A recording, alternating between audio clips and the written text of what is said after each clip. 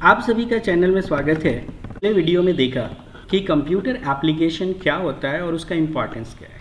Computer application means एक programme, and एक programme क्या होता है तो it is a set of instruction.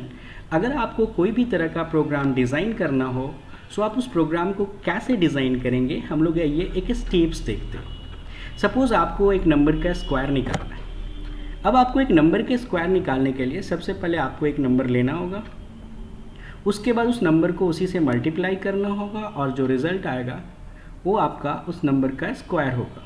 आपका एक सेट ऑफ इंस्ट्रक्शन जिसे आपने अपनी लैंग्वेज में एक्सप्रेस किया है। अब इस तरह से किसी भी तरह की प्रोग्राम्स, स्क्वायर हो या एरिया हो या क्यूब हो या किसी ऑफिस का एक स्पेसिफिक टास्क के लिए प्रोग्राम हो या किसी बैंक के रिकॉर्ड्स को मेंटेन करने के लिए प्रोग्राम हो, हर प्रोग्राम में एक सेट ऑफ इंस्ट्रक्शन होता है। प्रोग्राम को जब डील करने की बात आती है तो उस प्रोग्राम के दो इम्पॉर्टेंट कंपोनेंट्स को हमें देखना होता है। आपके किसी भी प्रोग्राम में आपके दो इम्पॉर्टेंट कंपोनेंट जरूर होंगे, एक है आपका डेटा और दूसरा आपका कोड।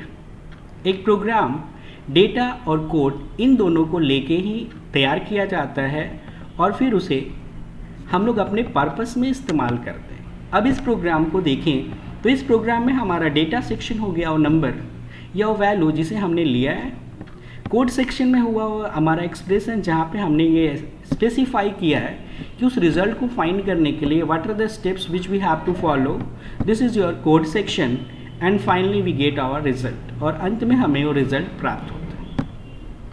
तो इस तरह से कंप्यूटर फील्ड में प्रोग्राम्स की नीड डे टू डे बढ़ती गई और उस तरह के प्रोग्राम को डिज़ाइन करने के लिए नई नई प्रोग्रामिंग सिस्टम्स भी इंट्रोड्यूस होते गए।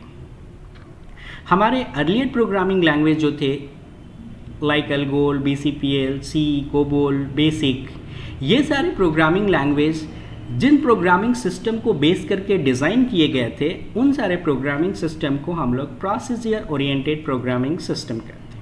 आप जिस प्रोग्रामिंग लैंग्वेज की मदद से कंप्यूटर एप्लीकेशन डिज़ाइन करेंगे वो programming language object oriented programming system को सपोर्ट करता है।